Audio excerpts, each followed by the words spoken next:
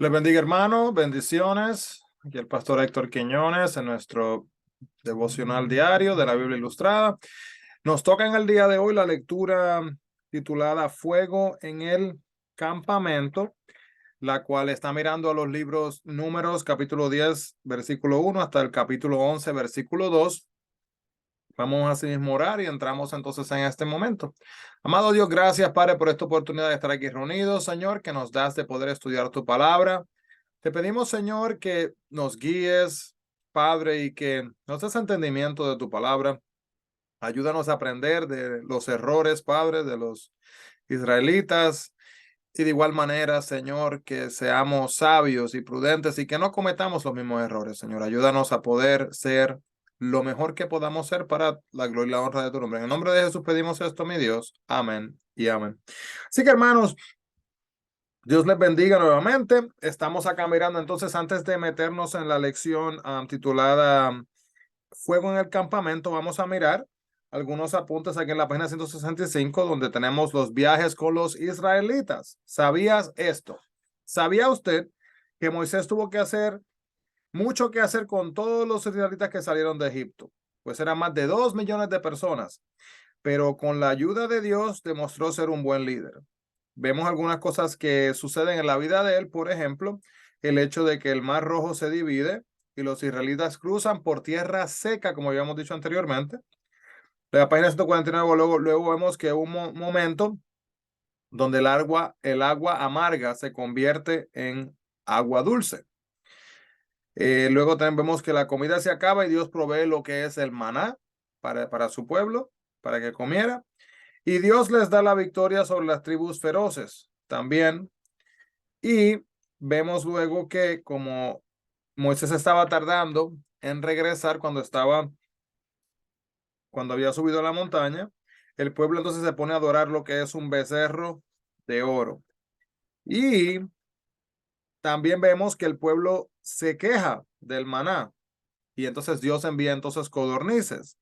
Vemos también que algunos se rebelan en contra de Moisés y Dios entonces, vamos a estar mirando eso luego, que Dios envió un terremoto. Luego vamos a ver también un poquito más lo que va a pasar más adelante cuando los israelitas no tienen agua y Moisés va donde una roca y él la golpea y sale agua. Y también los israelitas se quejan y Dios envía serpientes. Muchos resultan mordidos, pero Dios les envía ayuda en ese momento. Y también Moisés ora muchas veces por el pueblo y Dios los perdona.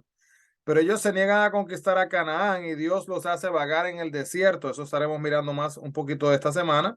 Y los israelitas se rebelan contra Dios y entonces tienen que dar vueltas durante 40 años antes de entrar a la tierra prometida. Hermanos, mire eso, la desobediencia. Es bien importante entender la importancia de la obediencia. Entonces podemos ver acá en la lección del día de hoy, en el fuego del campamento, que tenemos las dos trompetas de plata que se usaban para coordinar las tribus en su traslado por el desierto. Y para mantener a tantas personas en formación ordenada, imagínense, hacía falta un tipo de comunicación que fuera clara y directa. Y el toque de la trompeta también recordaba a Israel de la protección de Dios sobre aquellos momentos. También aquellas personas que estaban viajando, se trasladaban o se enfrentan a nuevos retos. Imagínense lo que es estar desarraigados. Ahora están literalmente buscando su tierra, ¿verdad? Para la tierra prometida, pero están caminando en el desierto, hermanos. No tienen un vecindario, ¿verdad? Una comunidad, por decir. La vida está llena de cambios y pocas cosas permanecen estables. Los israelitas también estuvieron viajando constantemente a través del desierto. Pudieron manejar estos cambios debido exclusivamente a la presencia de Dios que siempre estaba con ellos. ¿Y dónde estaba la presencia de Dios con ellos? En el tabernáculo, ¿verdad? Era el simbolismo, la representación, pero era la manera que ellos podían ver la presencia física con ellos de Dios. El tabernáculo portátil significaba como Dios y su pueblo se movían juntos. Para nosotros la estabilidad no significa ausencia de cambios, sino movernos con Dios en cualquier circunstancia. También podemos ver que Moisés le hace saber a Obab que lo necesitaba y los demás pueden no saber que los aprecia a veces si no se le dicen, ¿verdad? A la persona que está a su lado que usted le aprecia, le valora, la necesita. Así que podemos aprender eso acá. El felicitar también a la gente que lo merecen construye también relaciones en la vida y también nos ayuda a que las personas se sientan valoradas en su modo de ser. Así que una cosita aquí importante, y ya con eso terminamos, es entender, vamos a hacer algunas referencias acá, y algunas de esas referencias van más adelante, pero vamos a contarlas todas acá, que son las quejas de Israel. Así que vemos acá, por ejemplo, en el versículo 1 del capítulo 11 de Números, dice, aconteció que el pueblo se quejó a oídos de Jehová y lo oyó Jehová. Y ardió su ira y se encendió en ellos fuego de Jehová y consumió uno de los extremos del campamento. Así que en Números 11:1 se queja por su infortunio y se quejaban por sus problemas en lugar de orar a Dios por ellos. ¿Cuál fue el resultado? Miles de personas fueron destruidas cuando Dios envió fuego para castigarlas. Luego en el versículo 4 del capítulo 11 de Números, se quejan por la falta de carne. Ellos anhelaban vehementemente lo que no tenían. Dios entonces envía las codornices, pero cuando el pueblo comenzó a comerlas, Dios mandó una plaga que mató a muchos también. Luego en Números capítulo 14 del 1 al 4. Ellos se quejan por verse atrapados en el desierto, teniendo enfrente a los gigantes de la tierra prometida y deseando regresar a Egipto. El pecado que cometieron fue que se rebelaron abiertamente contra los líderes de Dios y no confiaron en las promesas de Dios. Y el resultado de esto fue que a ninguno de los que se quejaron se les permitió entrar en la tierra prometida y tuvieron que vagar por el desierto, hermanos, dar vueltas y vueltas y vueltas hasta que murieron. En número 16:3 podemos ver que la queja fue por la autoridad y el liderazgo de Moisés y de Aarón. ¿Cuál fue el pecado? Que ellos codiciaban aún mayor poder y autoridad. ¿Y cuál fue el resultado? Que las familias, los amigos y las posesiones de Coré, Datán y Abiram fueron tragados por la tierra. Luego el fuego consumió a los otros 250 hombres que se rebelaron. Mire, hermano, la tierra se abrió y literalmente fueron tragados. Usted puede ver eso allá. Vamos a estar llegando a ese capítulo un poco más tarde, pero mientras tanto usted puede buscar en números 16:13. Número 16:41. ¿Cuál fue la queja? Que Moisés y Aarón causaron las muertes de Coré y sus conspiradores. Y el pecado fue que culparon a otros por sus propios problemas. El resultado, Dios comenzó a destruir a Israel con una plaga. Moisés y Aarón hicieron una expiación por el pueblo, pero 14,700 de ellos fueron muertos, hermanos. 14,700 murieron por la queja injusta porque no estaban reconociendo su propio pecado y su propia falta.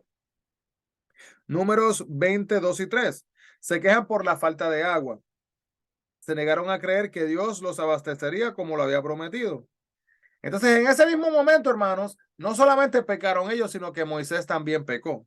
Moisés pecó junto al pueblo. Por esta razón, no se le permitió entrar a la tierra prometida a Moisés en ese momento. Estaremos viendo eso un poquito más adelante.